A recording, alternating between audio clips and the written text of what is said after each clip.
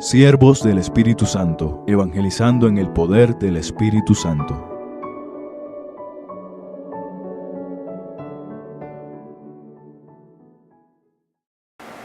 Queridos hermanos, qué alegría sentirnos la iglesia de Jesucristo.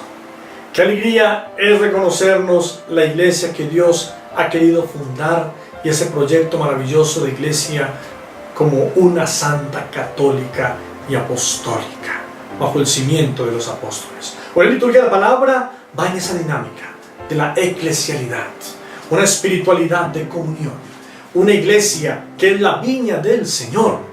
Una iglesia que es la viña del Señor, entonces, en donde verdaderamente se ha sembrado esa viña que es la iglesia y que acoge definitivamente a todos los que quieran trabajar en esa viña, y que el vino exquisito de la palabra, de la vida sacramental, de la espiritualidad, nos deja a nosotros con mucha sed de Dios cada vez más. Qué bueno entonces que Dios, que sacia a través de esta viña y que nos lleva a nosotros a sentirnos más necesitados del Señor constantemente, nos lleva ¿a qué? A que tenemos que trabajar en la viña del Señor. Hoy en el relato de la palabra de Dios en el Evangelio nos muestra una parábola y dice: había un propietario que plantó una viña, la rodeó con una cerca, cavó en ella un lagar, construyó la casa del guarda y la arrendó a los labradores. Pero ¿saben qué pasó? Los labradores tomaron posesión de esa viña. Los labradores usurparon, se apoderaron, se adueñaron de esa viña y manipularon la viña a su antojo.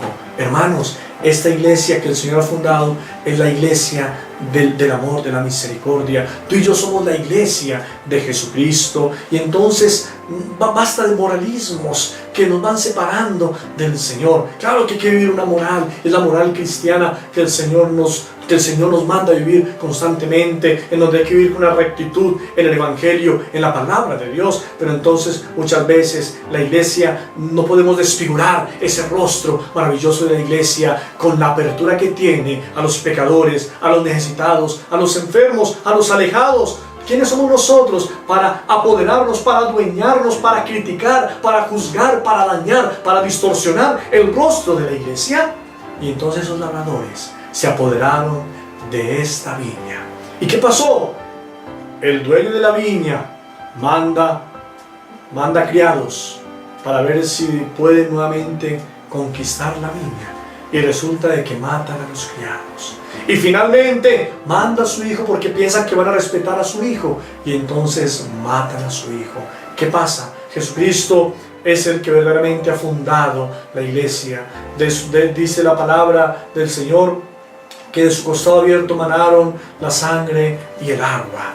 La sangre verdaderamente en donde se nos muestra que está el nacimiento, la sangre y el agua, que está en el nacimiento, en el bautismo, y que está la vida, la vida eterna, la vida de gracia, la redención que hemos recibido por su sangre, porque a precio de sangre hemos sido comprados. Y entonces su Hijo se entrega, es el esposo, y la iglesia es la esposa. Y entonces como esposa, hoy nosotros como iglesia tenemos que reconocer que tú eres iglesia, que yo soy iglesia, y que vamos construyendo y edificando cada día, y tenemos que vivir como hermanos, tenemos que unirnos como hermanos, tenemos que caminar siempre en el camino del Señor, tenemos que caminar sin mirar atrás, tenemos que caminar sin ser piedra de tropiezo, valorando todos esos carismas y gracias que hay en la iglesia, que hay en la viña del Señor, valorando que tú y yo somos iglesia y que hay otros carismas en la iglesia que también el Espíritu Santo va suscitando en la misma iglesia para renovar la vida de gracia, para renovar la vida espiritual.